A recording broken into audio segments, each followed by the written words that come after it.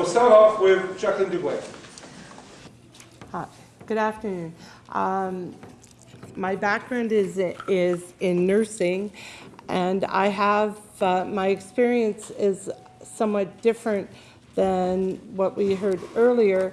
I have worked in, with offenders in the Regional Treatment Center, in a unit called, on the rehab unit, and it's called peer assisted living.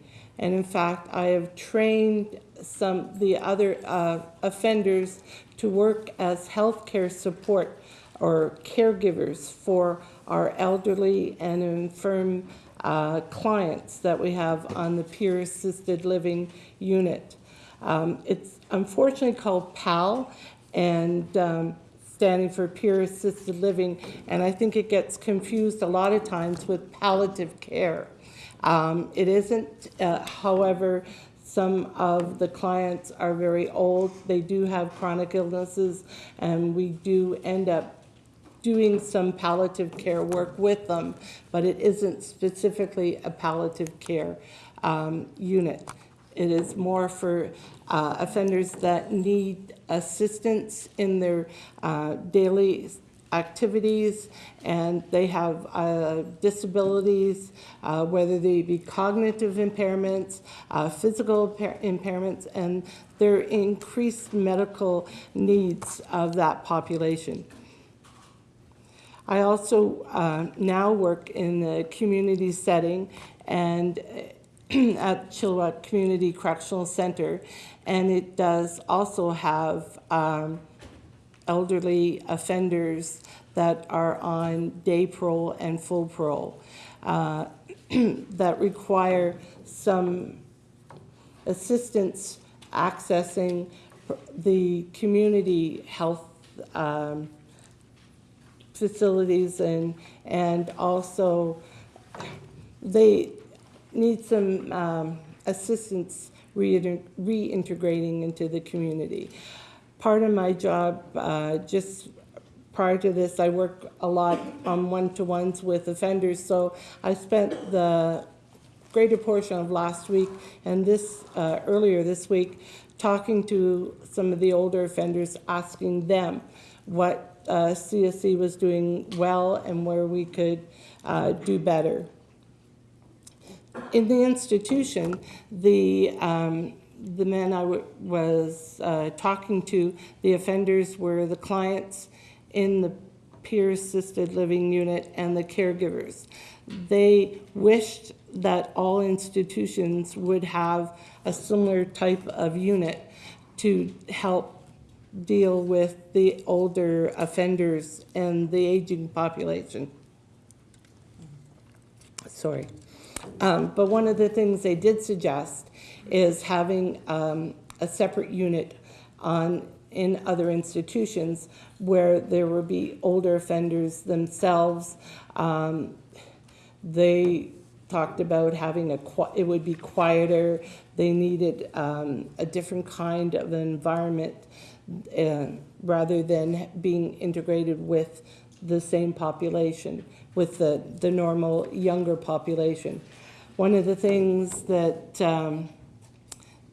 and I agree with earlier with the speaker, is that if we did establish the separate segregated units, whether they be a wing or a tier or a separate building, they also have to be somewhere that is eligible, or they're able to access healthcare, meals, that type of thing, recreation. One of the unique things about the peer assisted living unit is that it is more of perhaps a medical model. We have many more nurses, we have occupational therapists, as well as the correctional officers. So there are specific activities that we do for the elderly. They have walking groups.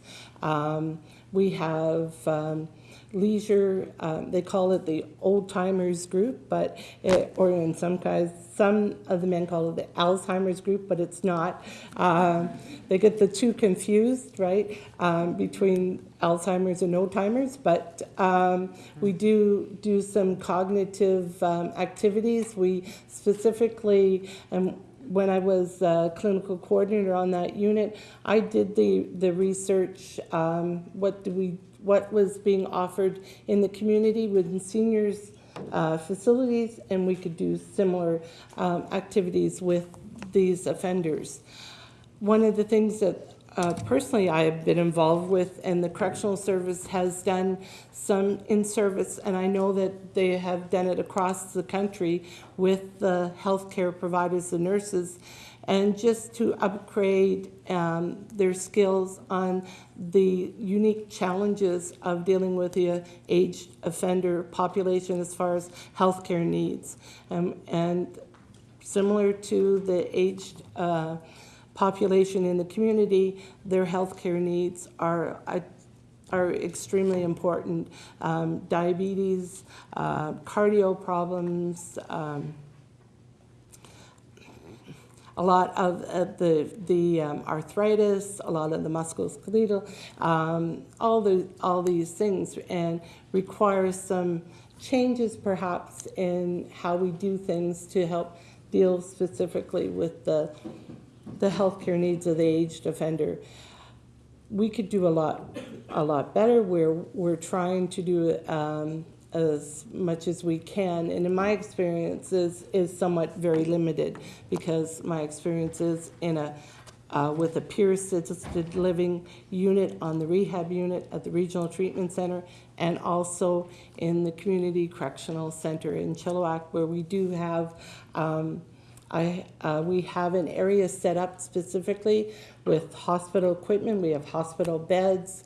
I have offenders on oxygen with chronic emphysema. We've had many of the men to the point where they're at their end of life, and we have had again offenders that have expressed an interest and volunteered to be trained in hospice work and in healthcare support. So the offenders themselves are willing to help the other offenders. And the peer-assisted living unit, I think, is somewhat unique in that the caregivers have a 6-week training program.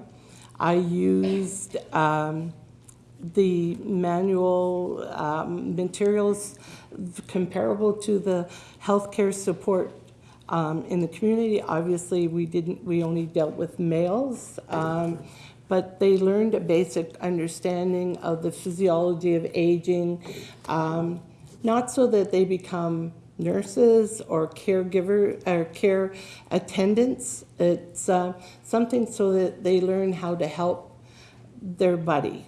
They became often the clients aren't able to express themselves, so the caregivers in the peer-assisted living would meet with the staff, with the nursing staff and the occupational therapy staff and some of the management in the unit and on the unit, and the caregivers would become their advocates, their voice, and help them deal with the issues. And I can, all unique issues, I think of an example. One of the offenders, older man, had some cognitive impairments, had a mental health diagnosis, and he was using copious amounts of salt. And he also was an Aboriginal man, and he believed that the salt was assisting the evil spirits from gaining control of him. I don't know how aware you are of salt in an elderly person, but you know, we have cardiac problems, we have renal problems, there's all sorts of things, and he was using copious amounts. So the caregivers are the ones that, you know, help manage and monitor him. You know, he still gets salt, and we've done the blood levels, and he seems to be okay. But the caregivers are the men that are with him 24/7. So they help monitor and manage. When I do teach the caregivers, we do talk a lot about elderly abuse. We do talk about victimization, and one of the things they find, and the caregivers have spoken, they're very protective of their clients. They will make sure that their clients are not victimized for canteen, which is what articles they can buy, chocolate bars, pop, other food items that in other institutions they perhaps get victimized by younger offenders. In this program, that's one of the things that the caregivers monitor. And we do, we also monitor the caregivers because unfortunately that we want to make sure that they are not using their own power. We talk about it is inequitable, they're helping their friend, but they do interact with the offender. They help a lot of the offenders, older men. It's easier if another offender helps him with his personal care, helps him in and out of the shower, helps him rather than having one of the nursing staff help him. Right? So my experience is somewhat limited in dealing with aging offenders. Now, talking to the men in the community, the men on day parole right now, they have their medications are paid for by the Correctional Service of Canada. They have access to healthcare, physio, anything that anyone else is required. A concern for some of the men as they get older on day parole, and in fact I spoke with one offender yesterday, and he specifically didn't want to apply for full parole, which at full parole he then becomes responsible for his healthcare needs, his housing needs, his food, everything, until he was old enough, 65, so he could get his supplement. So the men in the community their needs are the same as an aged person in the community. They're concerned about subsidized housing. They're concerned about health care. How am I going to pay for my medications? They're concerned about a lot of the men coming out on day parole that are older. Obviously, finding employment is extremely difficult. They have been in jail for a long time, some for 20 plus years. They have very little job skills, and they find it extremely difficult finding employment at age 60, going out into the community and knowing that they also have a criminal record. So that's a specific strain. If they can work, they're physically able to. If not, then it becomes difficult as far as dealing with, what their needs are. The other thing, I think the offenders on day and full parole, the elderly offenders, struggle with is having to learn how to deal with other systems other than CSC. We talked about institutionalization. Some of these men have been in the correctional service for many years, so they become quite used to how the correctional system works. And then they have to learn how to deal and work with other systems, whether it be UIC, welfare, the healthcare system in the community, which sometimes it's extremely difficult, and they have to learn how to manage those other huge systems. And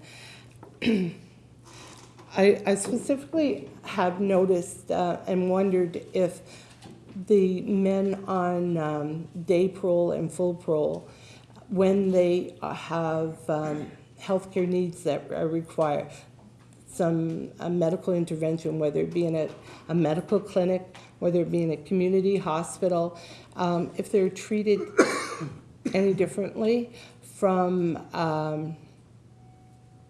your uncle, your aunt, your grandparents, elderly people in the community. And I haven't seen any difference. And I've asked the offenders, and they all say they're treated very, very well in the community hospitals, in the community clinics. I think it's somewhat different because they're not entering those medical facilities in shackles with guards. So I think there is some difference. A lot of the community facilities aren't even aware they're dealing with a parolee. But a few times when we've had to call the paramedics to the center for an medical emergency, of course they want to know, is this offender at risk for escape? Is this offender at risk to assault staff? And they ask that whether the offender is 25 or the offender is 85. So, but I think the offenders, from my experience, they're finding that they're not being treated any differently in the healthcare system. They have care cards. They're supplied. Once they get out of the institution, that's the first thing they get is a care card. And when they're on the day parole, again, CSC pays for that. Okay. I don't know if there's any questions or anything else. Okay, thank you. Did you have a question? Yeah. How is the federal government helping this population reintegrate into society once they're out of prison? Okay. I guess I, again, can only speak from my own kind of world and reference and experience, but a lot of the offenders that we do get at the Community Correctional Center have completed what they call escorted temporary absences to the center from a minimum security institution. It usually is Ferndale Institution. So they have started to learn that slow reintegration back into the community. So that helps, especially if they have a mental health issue or other cognitive impairments, that we can slowly, if they apply and approved, then they go through an escorted temporary absence. So they come for a few hours a day, a couple days a week, and then that's slowly increased. Then they apply for a day parole, and they could come and stay full-time in our community center. Okay. What I'd like to do is just move on through the speakers, and then you'll have an opportunity to ask questions if everybody on the panel. Okay. Good afternoon. I want to start out by thanking the sponsors of this event for providing the opportunity for some thoughtful dialogue on a variety of topics over the past, I guess, couple of years now. Yeah. I think it's a wonderful opportunity for us to talk about some of the issues that confront us, some of the challenges in front of us. Howard pointed out a number of the challenges that face us working with older population, and I have to say right at the top, none of my statistics disagree with Howard, so he's right on the money with that. He also spoke of the fact that, in spite of the fact that from his analysis, CSC at the present time isn't very organized, that there are a number of local initiatives, local creative initiatives, which seem to be moving in the right direction. And Jacqueline talked a little bit about one of the initiatives at my site, the Regional Treatment Center. I'll speak briefly about that a little bit further on. But I also wanted to add that there are some national planning groups presently looking at the aging offender. And as an example, I'm the executive director of a regional treatment center. We have 5 regional treatment centers across the country, and we have a treatment center heads national planning group.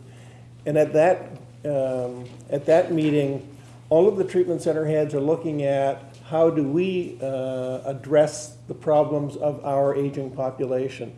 We recognize that by virtue of the fact that we actually manage the psychiatric hospitals and some of the most comprehensive psychiatric, psychological, occupational health services, that we're uniquely positioned to be able to provide service to the aging population.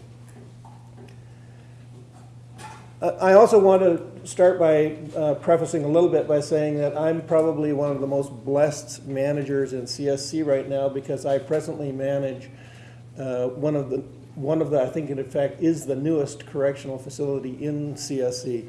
So in spite of the relatively dismal pictures that Howard showed you, including my favorite, Kingston Institution as well, some institutions which are deteriorating fairly rapidly. The institution that I work at opened its doors roughly 5 years ago and is pretty well a state-of-the-art facility. In spite of that, we have seen some limitations, in particular limitations in how it was designed and constructed, which affect our ability to manage the aging population of offenders, and I'll speak a little bit about that as well. But one of the things that I wanted to look at and focus on is not just when we talk about the aging offender, it's pretty easy to start looking at what are their physical needs, how are they challenged due to illness and deterioration of their physical health, some of the obvious psychologically emotional factors such as dementia, delirium associated with illness, problems with memory, that kind of thing. But there's something else that happens as well, and that is that as these individuals, and it's true, by the way, for offenders in exactly the same way it is in the community, as they grow older, as they start to lose some physical capacity and maybe some cognitive capacity, their social circle also starts to diminish, to get smaller. Friends and family may grow distant due to the increasing challenges that they're suffering as a result of their aging process and their loss of health and loss of mobility. Howard talked a little bit about, because of the nature of our men, in some instances they actually alienate their own families as a result of their behavior or their past acts, and so they've started with a smaller social circle to begin with. Some of their social circle will die as a result of failing health and age.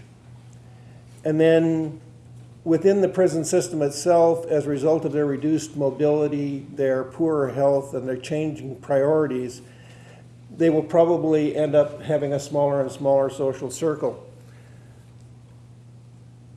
And now you have this sort of compounding effect. One of the obvious side effects of this is increased vulnerability to depression, and in fact increased incidence of depression, which Howard already talked about when he was talking about his statistics, how frequently things occur. The other part is that as a result of their reduced mobility, as a result of increased cognitive challenges, problems with memory, problems with abstract reasoning, they also find it more difficult to function independently. And they're not a population that, in my experience, very readily asks other people for help.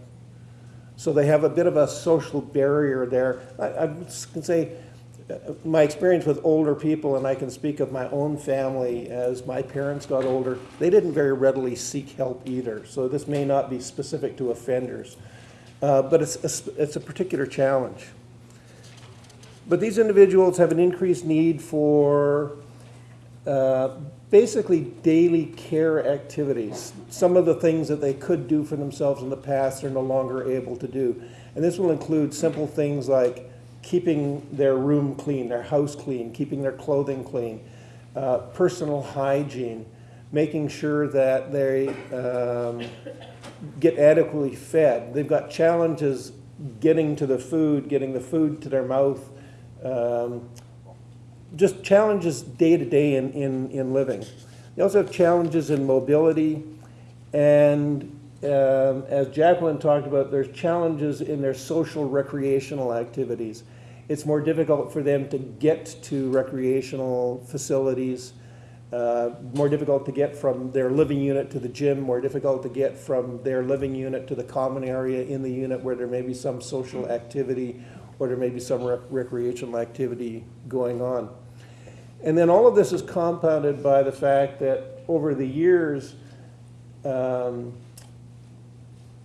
historically we didn't do a very good job of making our correctional facilities friendly to the elderly or friendly to people with mobility problems. In more recent years, we've done a much better job, and in our newer institutions or as we retrofit older institutions, we do ensure that a certain percentage of the cells are wheelchair accessible, that there are aids to mobility built into it. We were aware of that when we built this new treatment center that, as I said, that I work at. But even then, in our rehabilitation unit, which was intended to house some people with these specific challenges, we found that there were some, I don't know what you call it, errors made in construction. One of the obvious ones is all of the cells that the offenders live in our institutions have a cell call button. Typically, the cell call button is a button that's put above the sink-toilet combination, so it's easily accessible. Two problems. One is if you have difficulty with mobility and you're in bed, your bed is at the other end of the cell, and although that's only 8 feet away, that can be an insurmountable distance. And it's a significant challenge to have a retrofit, to have an emergency call button located near a bed.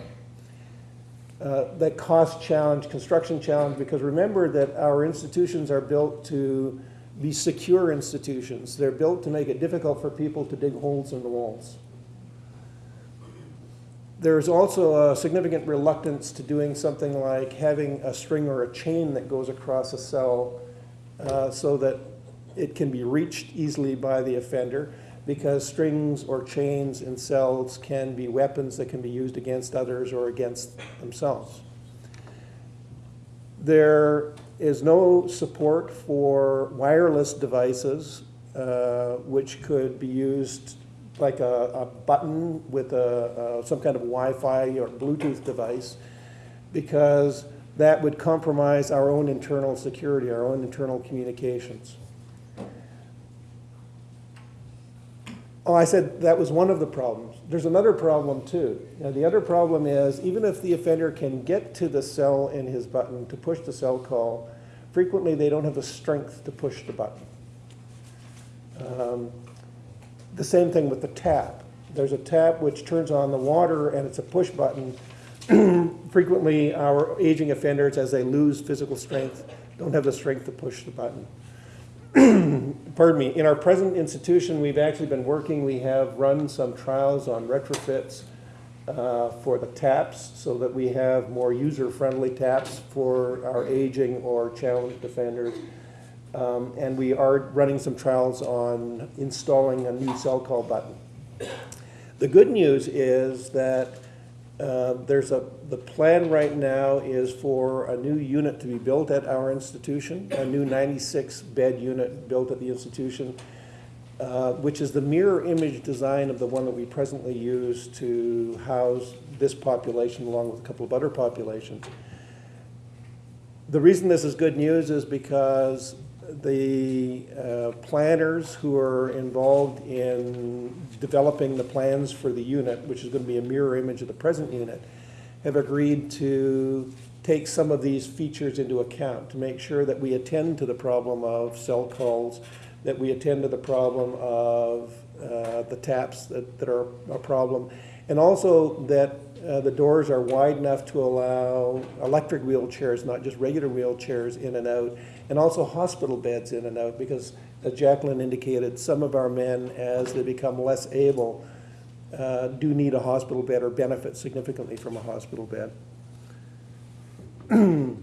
So from an infrastructure point of view, I can only talk about this local initiative, and recognizing we've got a lot of prisons in Canada, we do have a challenge ahead of us. There is work that we need to do, as Howard indicated, work that we need to do in developing national policy, but also work that we need to do in looking at how is our environment adapted for meeting the needs of these men.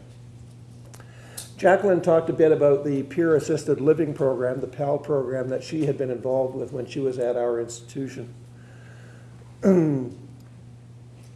Just, I want to say a couple of sentences about this. One is that we're aware of the fact that what we're doing when we use this peer assisted living program, that we're pairing one offender with another offender to help the other offender. We're aware that we need to be very careful about selecting the individuals that are in the program as the helpers. So we select offenders who have completed their core programs, they've done their basic programming, they've demonstrated well-managed behavior in the institution over a significant period of time, they don't have charges, which means they're not getting into significant trouble, and who are deemed suitable by a screening team who tries to look at pardon me, personality characteristics, motivation, interests, whether basically they have the skills and attributes necessary to succeed in not only the program but also succeed in working as helpers for the vulnerable population. As Jacqueline indicated, it's a 6-week training program which is based on a modified care aid program at Langley Community College. And for me, part of the sort of success and good news stories from this is that after completing the program, they're actually awarded a certificate by Langley Community College as a care aid. So a real sense of accomplishment for the men who are working in the program. I literally live in the institution, and live in the institution in the sense that I spend pretty well 5 days a week, 7.5 hours a day in the institution, and get a chance to see this program and the impact of the program. And there's any number of things I could tell you about it, about the activities the men engage in, seeing them working with one another, caring with one another, the dynamic relationship. But there's one event that really stands out for me, and this is something that I saw about 1.5 years ago. I was out in the courtyard. It was early in the evening, lots of light, but not very many people around. Just coming up to sunset. And all the way across the main courtyard, I saw one offender who I've known for quite a long time, a fellow who has a fairly lengthy history of robbery and fraud. He's actually a friendly guy, but not a nice guy to cross. And he was pushing the wheelchair of an older offender. In this case, a man who was in his mid-60s. It's difficult for me to say older because that's my age. Older offender. According to Howard, he's 10 years older than me. So an older offender and a man who is confined to a wheelchair, has limited mobility, and in fact can't speak. He's lost speech. And so limited hearing as well. And so his communication is done with pads of paper and a pen. He has a limited ability to read lips, but the caregiver, the helper, frequently writes notes if it's a complex message that he wants to get across. So I'm watching this fellow push the older offender in the wheelchair through the courtyard, and then at one point they stop. And the helper puts the brake on the wheelchair, steps off the path into a flower garden, and picks a flower, a yellow flower, and walks over and gives it to the older offender. And the older offender takes the flower and holds it, and both of them stand there and look at the flower. And I thought, this is a maximum security federal penitentiary. What did I just see? And what I just saw was a metaphor for the strength and quality of relationships these helpers have with the older population that they're helping, and the strength of the relationship that the aging offender has with his helper. And for me, that spoke volumes about what we can do and do internally with our program. But we're one institution. So we're very proud of the program, proud of the work that Jacqueline did in developing the program over a number of years. And so one of the things that we've done now is to start to export the program. One of my beliefs, and remember, I'm working with not just an aging population, I'm also working with a psychiatric population, a population with mental health problems. I'm working with a population of offenders who have cognitive challenges, brain damage. One of my beliefs, and this comes from a background that I have in community mental health, is that all of these individuals are better if they can live in their own home community. That we need to reserve hospitalization or residential facilities for those people who have the greatest need. And then as much as possible, even when they're in those facilities, we need to structure our programs to enhance their independence and move them back into their home community. And we believe this is true with our aging population as well. So when we bring them in, we start with a comprehensive medical assessment, a comprehensive occupational therapy assessment where we identify what are their challenges in daily living, activities of daily living, what are their mobility challenges. We make sure that the underlying medical problems get treated, paying attention to the typical problems you have with the elderly, that they tend to be overprescribed, and that we need to pay particular attention to how the medications interact with one another, because some can potentiate the effects of others. We need to get the regimen of medication well managed. We need to get their health optimized to the extent that we can. We need to identify what kind of aids would help them with their mobility problem, provide the aids, and provide them with the training that they need to use the aids. And at the same time, we need to get them involved in activities which enhance their physical fitness. Once we've done everything that we can to work with these men, and this typically takes a couple of years to do it, then what we need to do is to ask the question, do they still need to remain in our residential facility, or can we move them out to another facility? And now their home community, since they're incarcerated offenders, is another institution. So what we try to do as much as possible is to move these men out to a medium or minimum security institution. But at the same time, what we do is we reach out to that institution and we teach them, consult with them, how to manage this population, and in particular, what are this man's particular needs. We have actually been able to go out into 2 of the minimum security institutions in this region, and it fits and starts. This isn't as smooth as I would like to see it, but we've been able to help them work at training some peer helpers, so that when we transfer a man to that institution, although his peer helper doesn't typically go with him, there's going to be a peer helper at that institution can start working with him and maintain that kind of help and relationship in this new institution. those are the kinds of creative initiatives I think that we do see. And as I talk to the heads of treatment centers across the country, I hear these kinds of creative ideas are also occurring in the other treatment centers across the country. But they need to fan out into the institutions more generally. Another challenge we have is identifying resources in the community, and Jacqueline talked a little bit about this, but there needs to be a focus on the transition. I talked about the kind of focus we tried to give the transition from the treatment centers into the institutions. We need to have the same kind of focus for the transition from the institutions to the communities. And then another challenge is the transition from an offender under the supervision of the Correctional Service of Canada to the end of sentence and release into the community for those offenders that are released to the community. But one of the things that I wanted to point out, and Howard, you gave some interesting statistics about how many aging offenders we have and the nature of their offenses. You alluded to the idea that a number of the men who come into our custody aren't going to age because they're there for relatively short periods of time, relatively short sentences.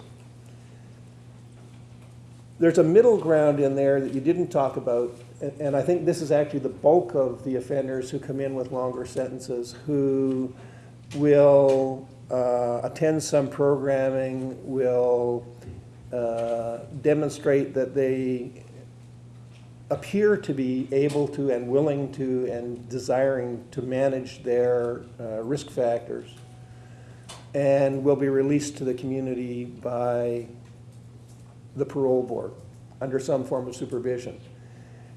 And this includes offenders with life sentences. The group that remains behind by attrition, to some extent, tends to be those offenders who, in our assessment, still pose a risk to the community. Some interesting challenges, and you talked a little bit about this, Howard, that the idea that the research indicates that as individuals age, there is some impact on the risk. And that's true when you look at large populations of offenders. But if you start looking at those small group, and the small group that you alluded to, the higher risk offenders, it tends not to be true for the higher risk offenders. That age tends not to have that much of an impact. The research is a little inconclusive about this, and there are some obvious factors. So as an example, the aging offender can no longer leap tall buildings as he might have in the past, and therefore is less likely to commit a bank robbery because he is less likely to believe that he can escape. That said, even in this province, we have evidence of an aging offender who was in the community for a couple of years, couldn't stay away from drugs, and committed a bank robbery. Unlike his successful career as a bank robber in the past, he got identified right across the street from the bank. It didn't take long to bring him back into custody. So he was less capable of committing the offense. So physical limitations may make the crime more difficult or impossible for the offender. With sex offenders, there is some evidence that for some sex offenders, the urge to offend diminishes. But more importantly, for the more serious sex offenders, it appears that the urge doesn't diminish very much. And that's probably largely a function of the fact that sex offenses are not sexual events. They tend to be related more to power and to violence than they do to sex and stimulation.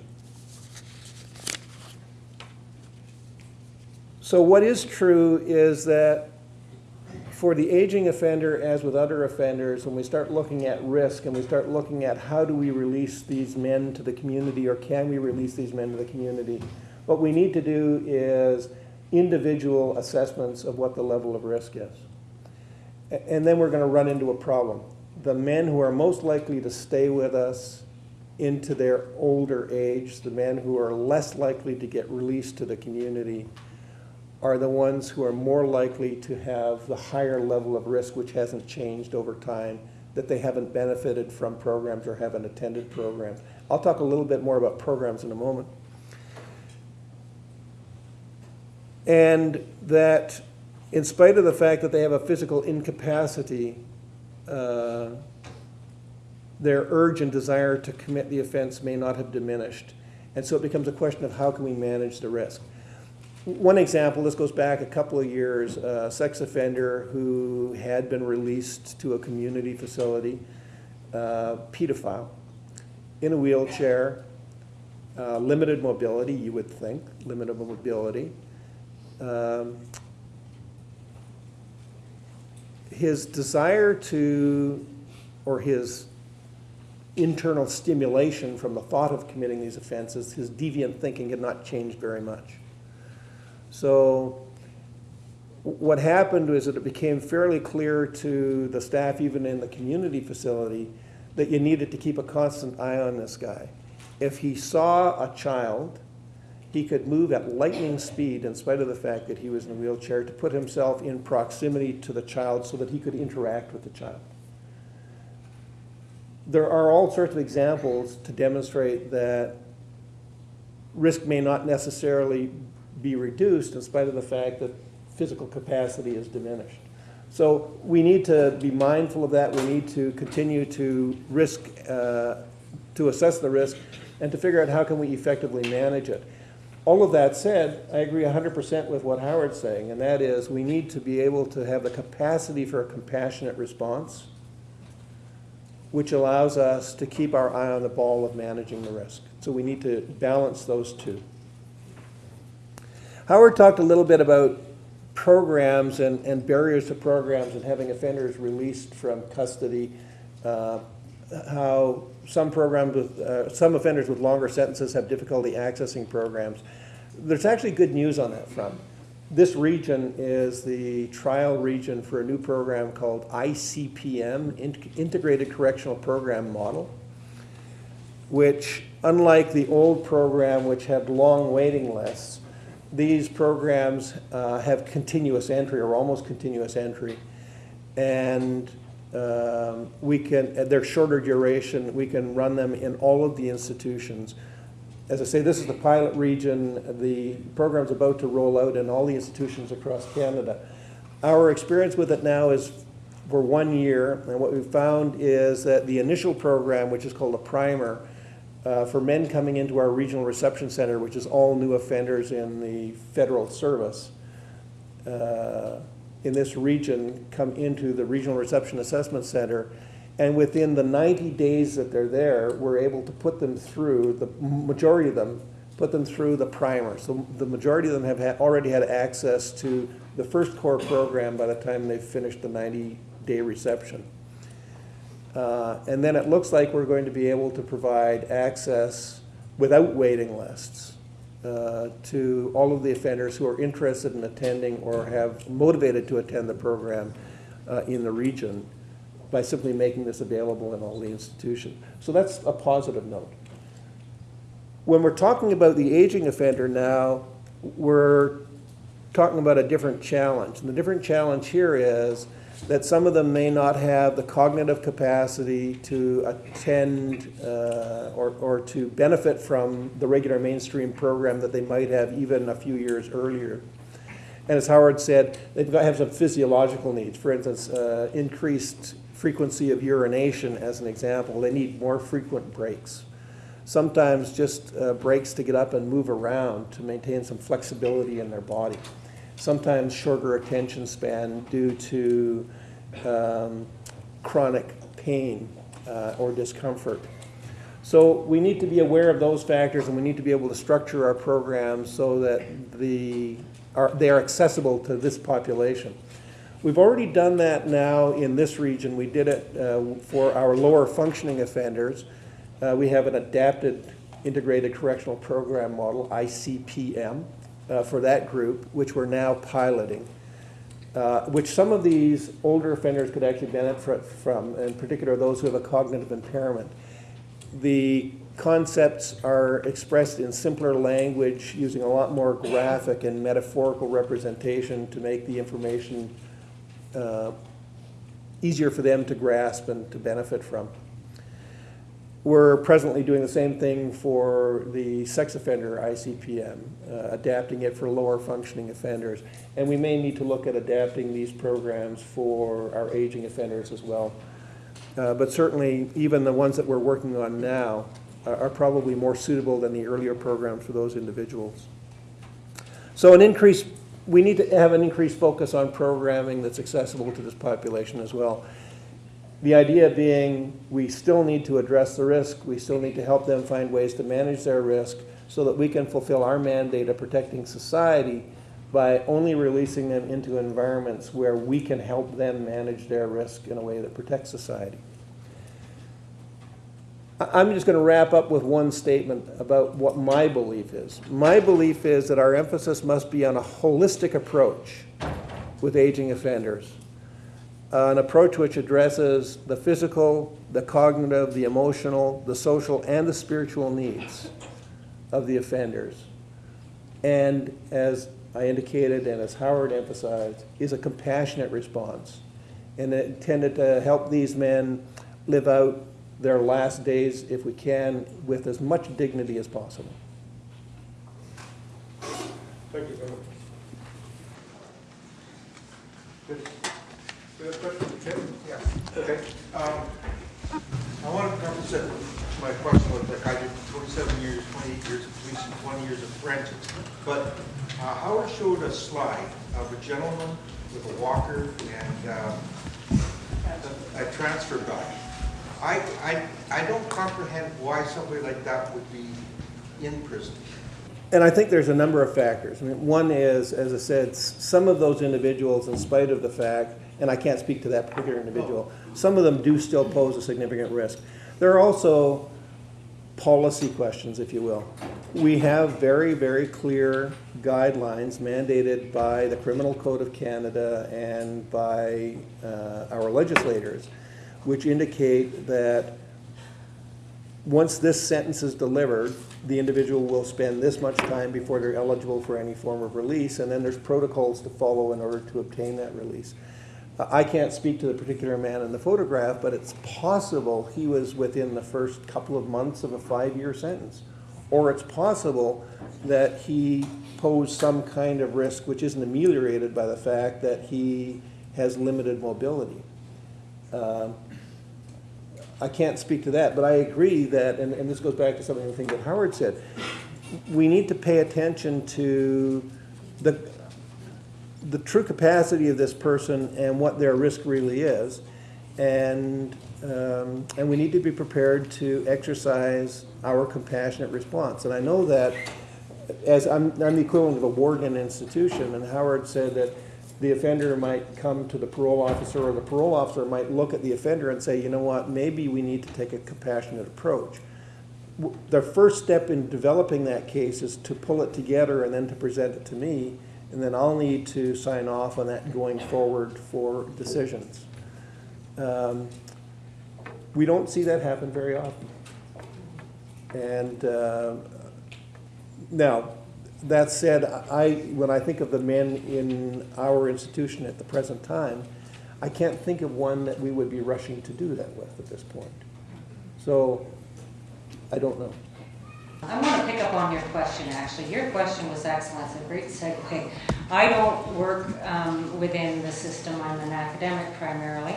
That's one of the hats that I wear. Another hat that I wear is a cancer patient, frankly. So that will come into some of the comments that I want to make, because I live out in the Fraser Valley where the hospitals are, where they take prisoners who have health problems, and I encounter many of them actually when I'm there on my own treatment regimes.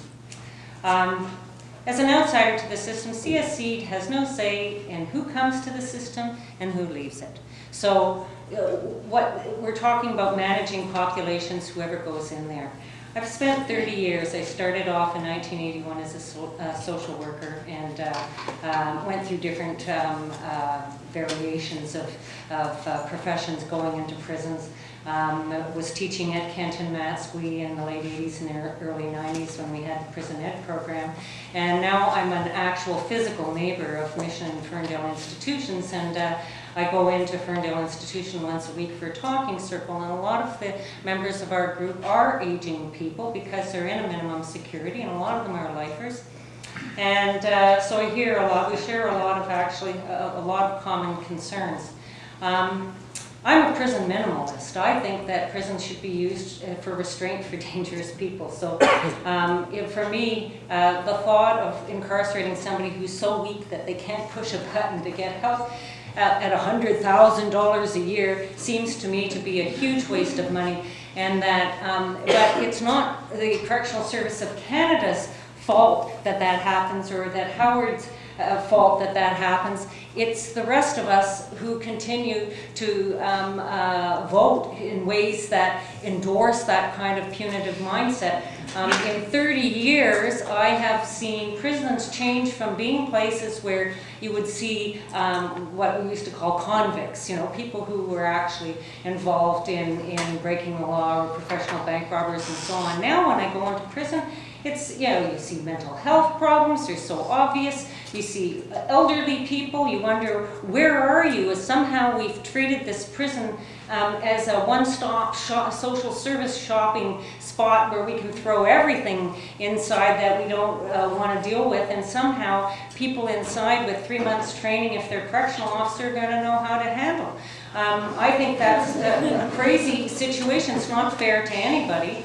And in some cultures, people respect their elders, and here, you know, we will lock them up. I've seen many people in prison in wheelchairs. I've seen people who have very little physical strength.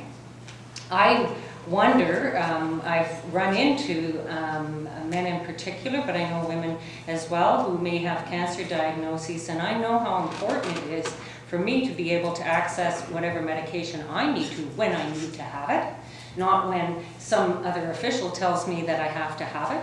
I know that it's really important that I can pick up the phone and talk to somebody who I know who's going through the same thing as me for support. And if I was in prison, I wouldn't be able to do that. It would be very lonely and isolating, and frankly quite terrifying.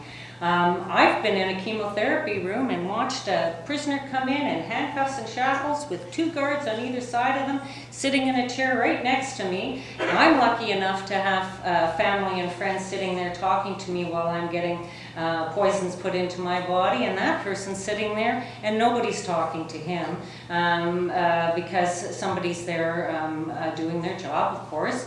Escorting a person who's getting treatment outside. And I have to wonder why the person just isn't outside on the street getting treatment. Because I think that we have somehow fetishized the prison to be this great place where all these problems are going to be solved. So my heart goes out for people who work in the system, or are trying to do the best they can given the circumstances that they have. In my circle of people inside who I visited, now I've been going in 30 years, I've been aging with some people in prison who I knew when I started in 1981, and they've aged along with me. I remember having a conversation in the yard in Mission Institution a few years ago with a man who was asking questions about people he used to know, and I said, no, that person's dead, that person's not around anymore. And he looked at me and he said, you know what, you're the only person that I know on the street anymore now. So what are his chances if he was to ever get out? In that case, we know this person won't ever get out. And then I ran into people who are doing, particularly Life 25, a lot of political brouhaha about Section 745, the provision for people to apply to reduce their parole eligibility date through judicial review, so-called faint hope clause. People who won't apply for that because they don't want to go through the hassle of it. It takes so long. And frankly, a lot of them are saying to me, what am I going to do? I'm 55, 60 years old. I'll never get a job. I may as well just stay here.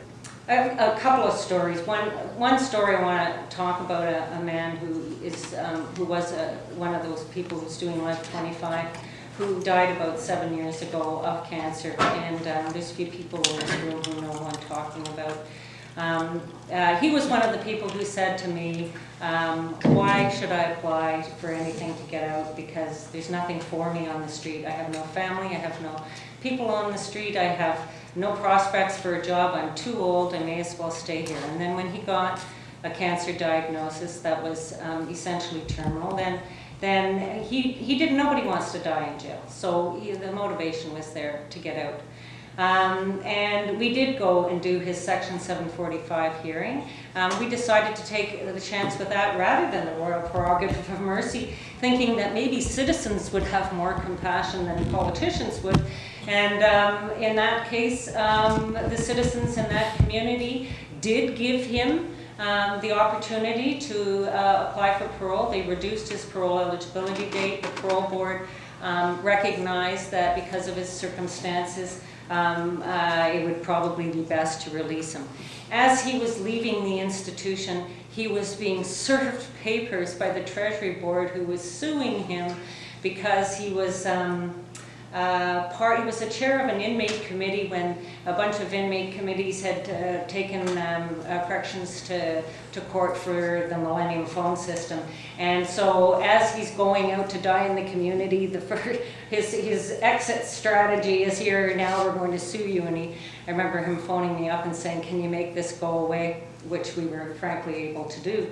But when he got out there, I mean, he was in palliative care. He was in a CCC that was taking care of him, but again, it's still an institution. So a number of us in the community, and I keep going back to community being so important, and we can't ever underestimate that. Community-based organizations, community members. We basically formed a circle of support around him so that his last 9 months would be at least, he would have some sense of community and some sense of normalcy in his life. I went to pick him up one day at the CCC and said, well, what are we going to do today? And he was losing, because he had a brain tumor, he was losing his capacity to think about what he needed to do, and he had to write everything down. And on his list of to-do was 2 words: life sentence. That's what he had written down. I have to do a life sentence. And so in his mind, even when he was in those circumstances, it was the security aspect and the fact that that was his label. I think that we can't kid ourselves of prisons. In prisons, security rules and everything else rules. Security is the #1 factor in any decision, and you can be a contortionist to make any issue become a security issue, which is no offense intended at all to security people. They have a hard job to do, but I think we expect far too much out of people in those positions. Now you have to be a geriatric specialist, now you have to be a mental health specialist, now you have to, understand trauma and all these other things. I mean, it's just an impossible job.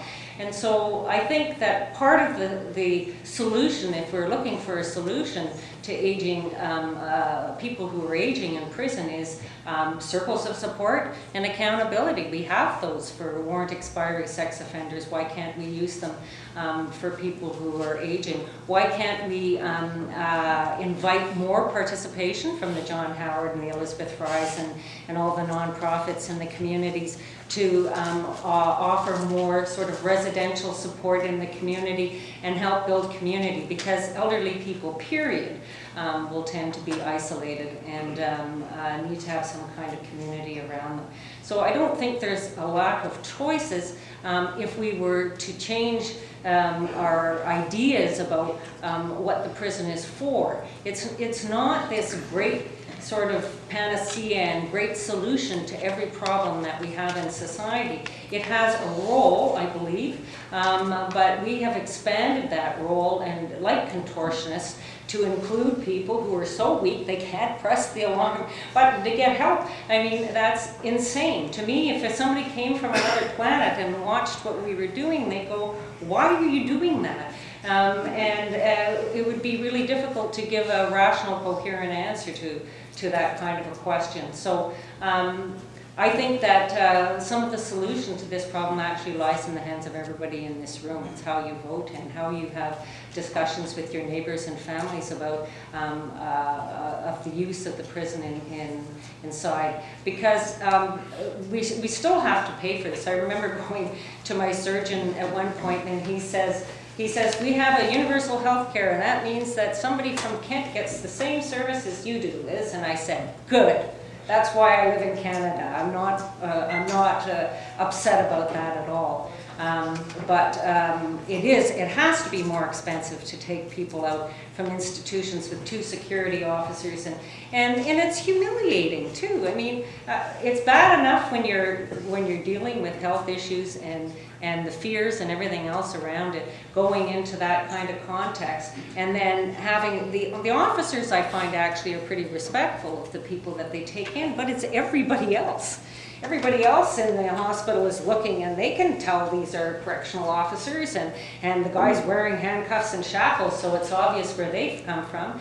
And I think it adds to the burden of the people who are there, because it's a shaming factor, when they could be living in the community in residential facilities and being taken care of in more humane ways.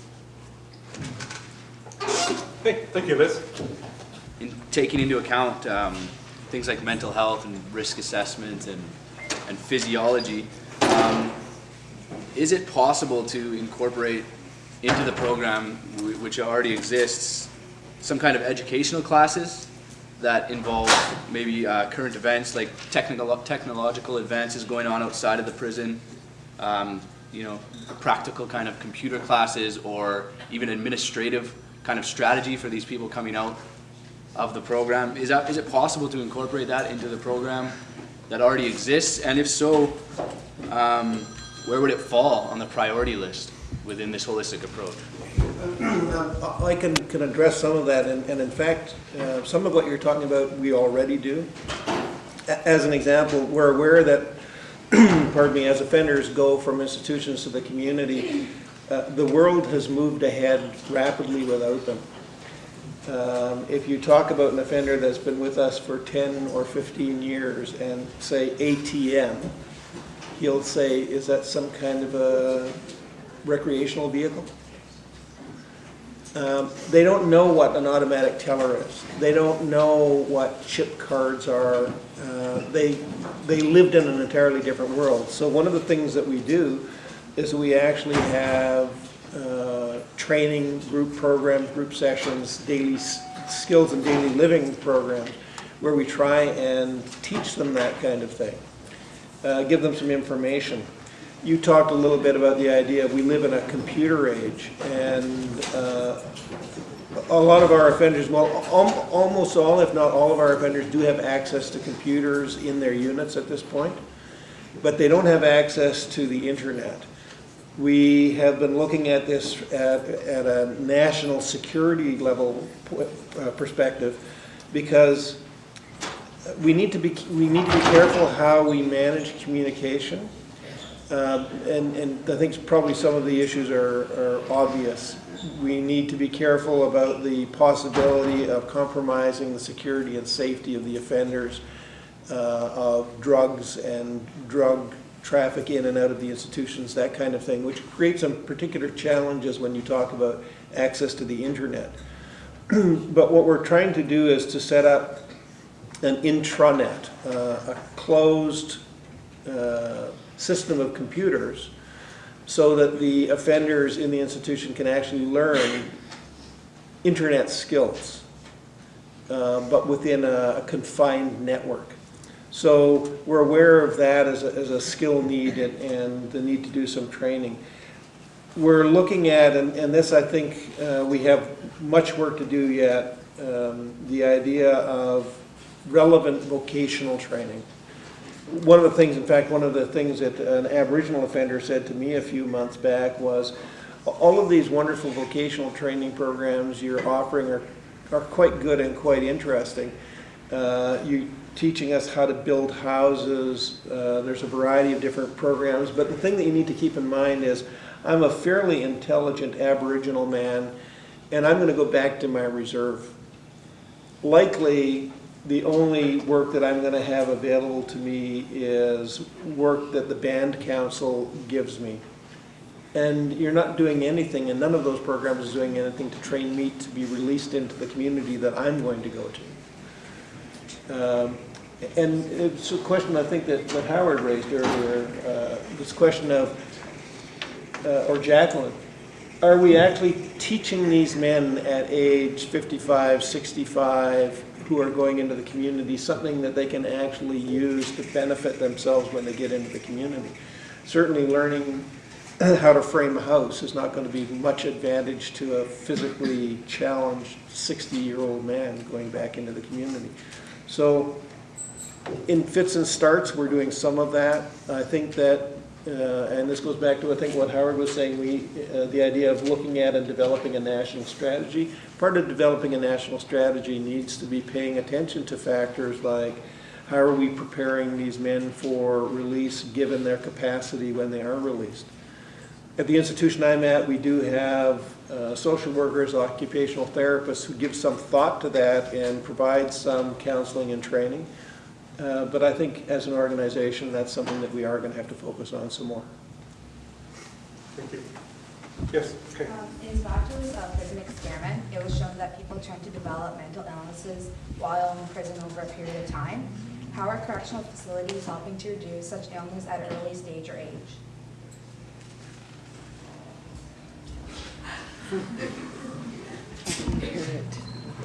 Basically, it sounds like the question you're asking is what are we doing to address mental illness in corrections? At an early stage of age. At which? At an early stage. At an early stage. Which in Zapato's prison experiment, it was shown that when you're in prison, you tend to develop mental illnesses over a period of time. Well, I think the question of what we're doing to address mental illness at an early stage is an excellent question. As Howard indicated, we've had a fairly large infusion of funds for mental health over the past about 5-6 years. We have been working at expanding our mental health services, and part of the expansion of the mental health services has been mental health screening at intake. So I talked a little bit about the first 90 days when men come into our system. Well, during that first 90 days, one of the things that happens for all of the men coming into the system is that they go through a mental health screening. And if there's any indication of mental illness in that initial mental health screening, then they are streamed towards psychologists or psychiatrists who can do more in-depth assessments. And we can then make sure that we provide the intervention necessary, whether it's hospitalization or psychotherapy or medication. So in a much more systematic way, we are doing that than we were even 5 years ago. We now have national and regional strategies for mental health. We're still working at putting some of the resources in place, some of the staff in place. So there are still some challenges that we're working with, but the only thing I can say is it is a priority for the Correctional Service. It's a priority for the federal government at this point to be focusing on and addressing the mental health needs of the offenders. I think we're doing an excellent job. I think we're just at the beginning and we can do a lot more. Okay. Yes, ma'am. So this is basically a comment and a question to the panel.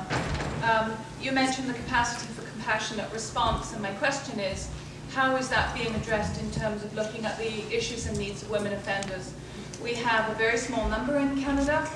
The general layout and the plan of the female institutions that we have don't lend themselves to supporting and caring for a person who is either in palliative care or in facing dementia and so on. And the other piece about it is that we also don't have any community correctional centres to release women to if they were to get some kind of compassionate leave or early parole. So I'm wondering if they're even on the radar screen, because my experience is that frequently they're not. Okay, thank you for your question. Who would like to respond to that one? Me first. you know, the issue of women offenders is one that it's one of my preoccupations. For 20 years, the Correctional Service of Canada has been implementing a vision of women's corrections that's, you can find it encapsulated in a document or a strategy called Creating Choices.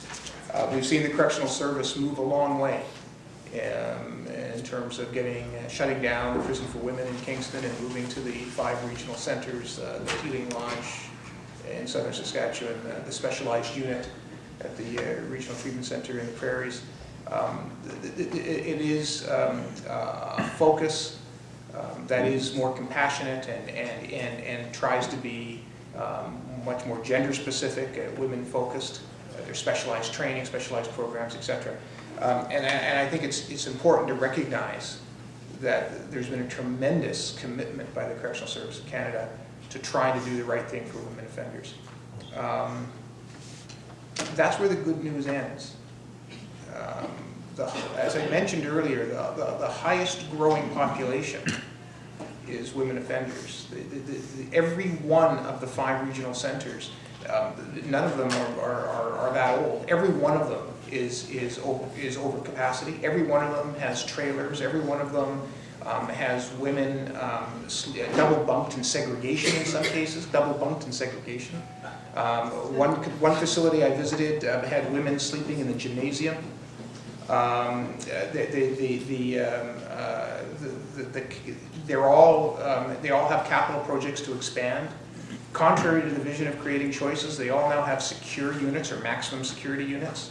The walls are just as high, the fences are just as high, the razor ribbon is just as sharp now that surrounds them.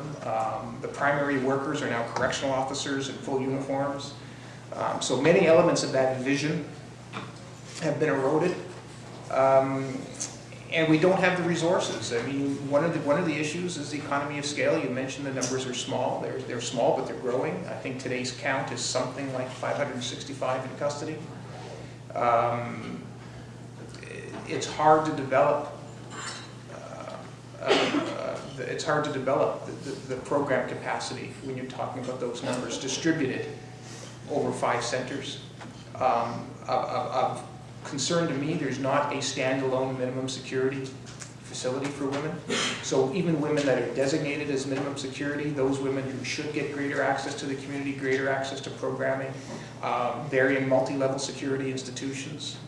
Multi-level security institutions typically default to higher security levels. They don't default to lower security levels. While there's lots of effort by correctional staff to try to deal with that, it's still compromised by the fact that maximum security routines have to happen, etc. So it's a huge challenge. So in view of that, and the fact that Fraser Valley, for example, is being expanded and 3 new houses are going to be built, can you answer why there is not the possibility that any of those houses could be built outside of that 12-foot razor wire fence, so that we could have the capacity to care for women in truly a minimum security setting and truly be able to apply the principles of compassion to the care of aging offenders? Let me be optimistic, because I think you have to be optimistic. And one of the things I believe is that none of the issues that I raise are new to the Correctional Service of Canada. I don't think I know anything that they don't know. In fact, I'm convinced of it. And they know a lot more than I do. And I've raised the issue of building minimum security accommodation outside the fence. In fact, it's in my last annual report as a recommendation. They're looking at it. There are some practical and policy constraints, but it hasn't been dismissed. It hasn't been rejected. If we're going to build, let's build with a little more compassion and a little more smarts. Anything else? Supplementary? Well, I actually was going to address another issue. All right, let's hold it. Okay, there was somebody, yes. In light of all the new prison expansion, I believe it's 96 new beds for Pacific Institution. I don't know if RTC is under that umbrella. I was just wondering, are you expecting any expansion beds? And if so, are you, like, who basically determines that the beds are going to be adequate for the elderly population, seeing as how CSC has seen this as one of their major issues that they're facing right now? So the 96 beds you're talking about are actually at the Regional Treatment Center. And they're slated to come online in, I think, construction, opening the doors, probably about 3 years before it comes fully online. As I've indicated, we're doing what we can to make sure that they are going to be accessible, but we still need to do the analysis to determine what the target population is going to be. One of the things that we've talked about is the possibility, since it is going to be accessible, taking the population we have in our rehabilitation unit, moving them into the new unit, and then expanding new programs in the old one, which don't require that degree of accessibility. But that is actually, the goal is for them to be designated as mental health beds, rehabilitation beds.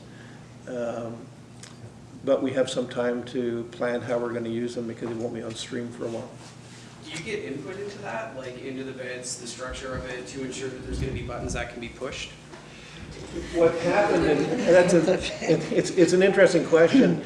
When the initial plan came out, the initial plan was let's use existing architectural plans. We met with the national representatives for facilities planning, and we explained and described some of the problems. And they took it back and under consideration decided yes, that they would make some of those modifications because they recognized the challenge. So yeah, we're a fairly good organization when it comes to consulting and trying to move forward to address old problems. So I think we are doing it in this instance. All right, your question. Do you believe that the corrections policies and the new federal government's policies, such as mandatory minimums, do you believe that we're following the United States example? Because like I was listening to this and I'm like, it doesn't seem very Canadian. You know, like I'm Canadian and I don't agree with this. It seems maybe it's like it's coming more from our neighbors from the South. But I don't want to blame them because we're the ones making the decisions. They're not even doing that anymore. Now they're recoiling from that. Newt Gingrich, who is a Republican, has a big policy paper called The Right on Crime. And it's the opposite. They can't afford to pay for that. And one of the reasons is the health care is so expensive, and they have an aging population of people who are, some of whom are never going to get out. So that's just politics. Prison is a very expensive institution, and it should be used parsimoniously, in my view, for people who really need it. But now it's becoming a dumping ground for all kinds of other social problems. And you could do a lot of that work in the community cheaper and probably better, instead of relying on big expensive institutions to do it. But that's not the way we're going politically right now, and that's why I said, you know, really the power is in your hands. It's who you vote for, and when you go to all candidates meetings to talk about that, because the healthcare system is one of the net losers when we start building those kinds of prison expansion and so on. It's got to come from somewhere, and we have an aging population on the street too, don't forget. Yeah. And so it strikes me that it would be cheaper and easier to service the needs of aging people in prison with the aging people on the street, where you don't have to pay for 2 correctional officers to take them out.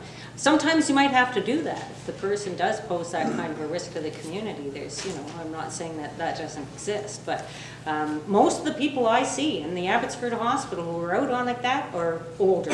They're definitely 50s, 60s, who are going to the hospital when I see them there. Okay, right with that, yes. I'm not sure who can answer this question, but I'm asking it in light of the fact that you've mentioned the national strategy, so I'd like to insert this into it.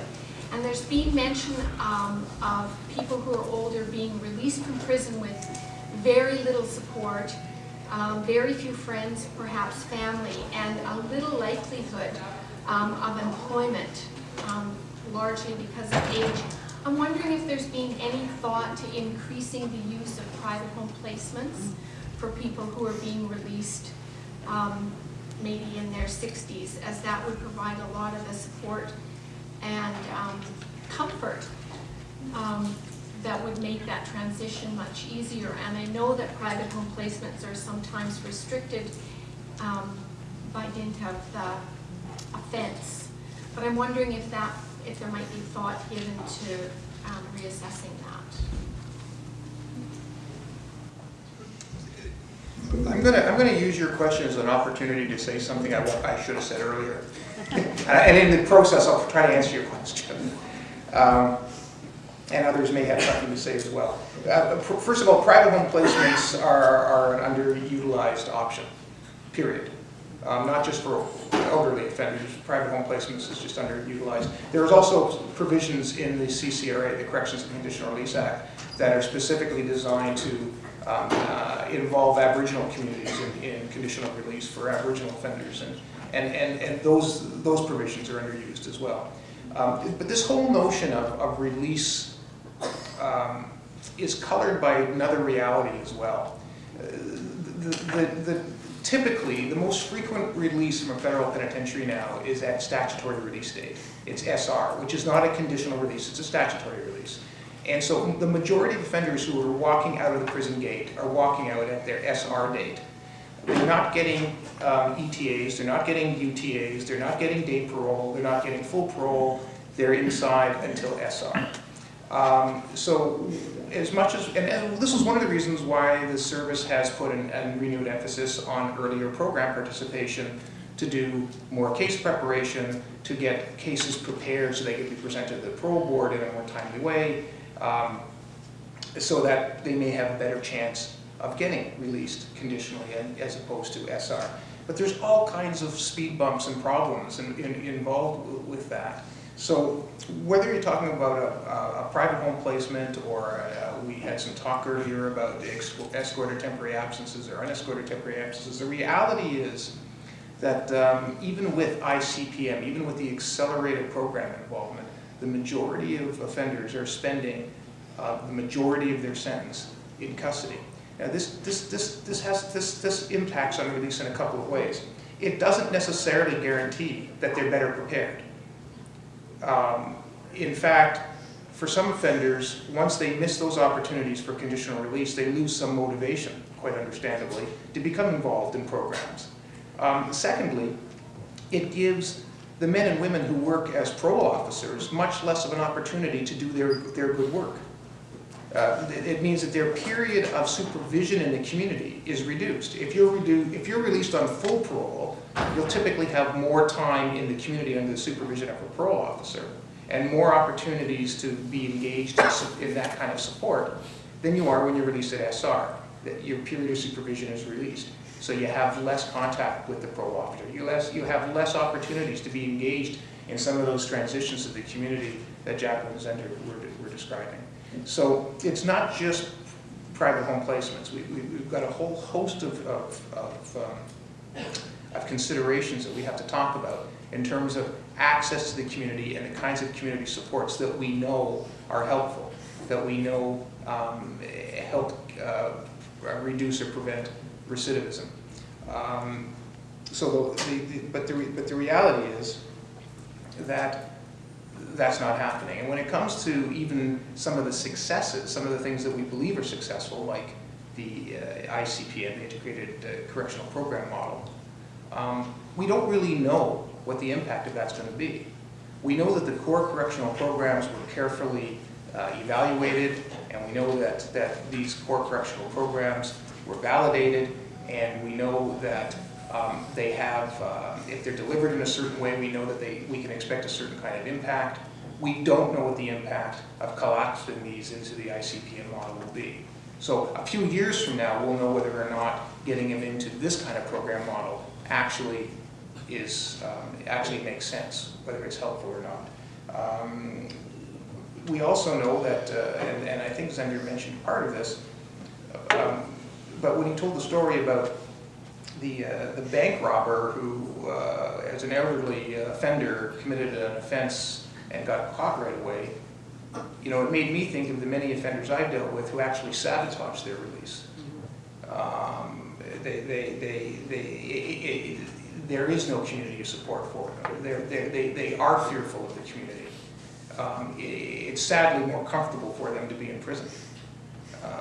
And so I think we have to look at that as well. So thank you for asking that question, and I hope somewhere in that answer I actually addressed it.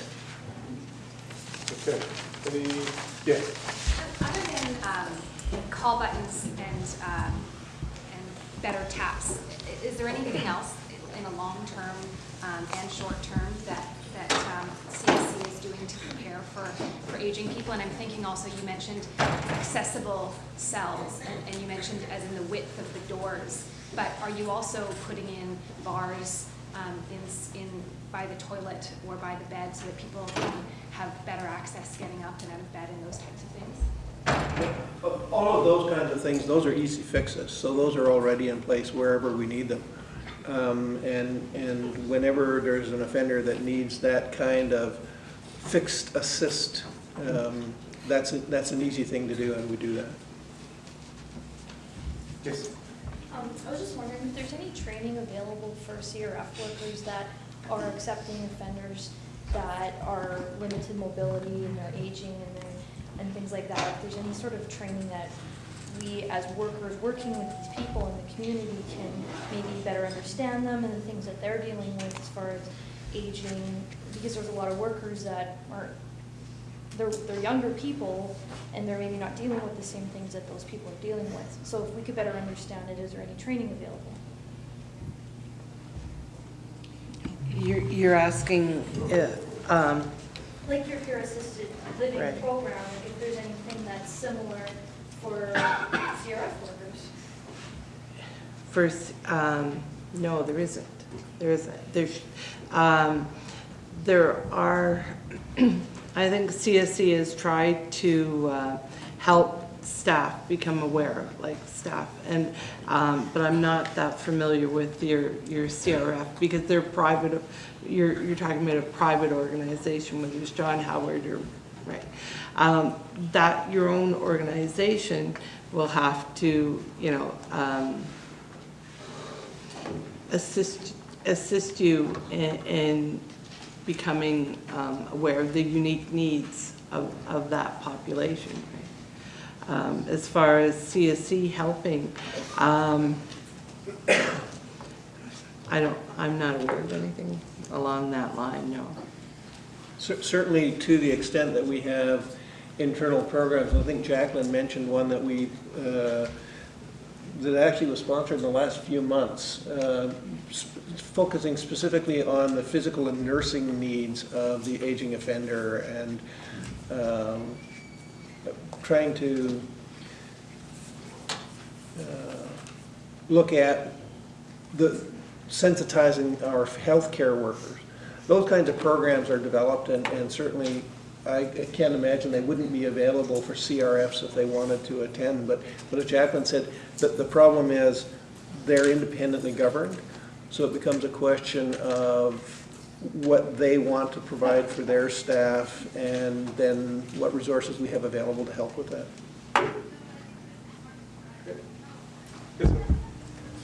Yes. I'm just a little curious. During this whole conversation, mental illness happens to be one of the big issues. We have institutions that deal strictly with mental illnesses. We have the criminally insane section there. Can you give me the stats? I know it's an opportunity to ask you right off the top of your head. Is how many people are in, say, the province of British Columbia, because that's what we're more common or comfortable with.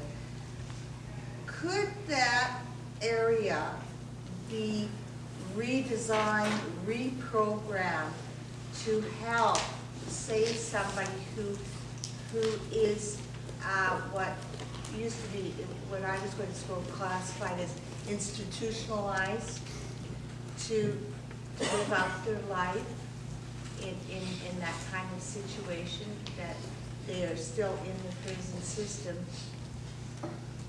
sort of, but they're still getting that mentally, that health program? So it sounds to me like what you're asking is, I know it's confusing. well, it's, I'm okay, let me see whether I'm clear what you're asking. It sounds like you're asking, can we focus some resources on helping institutionalized offenders get beyond that institutionalization to move them more towards release?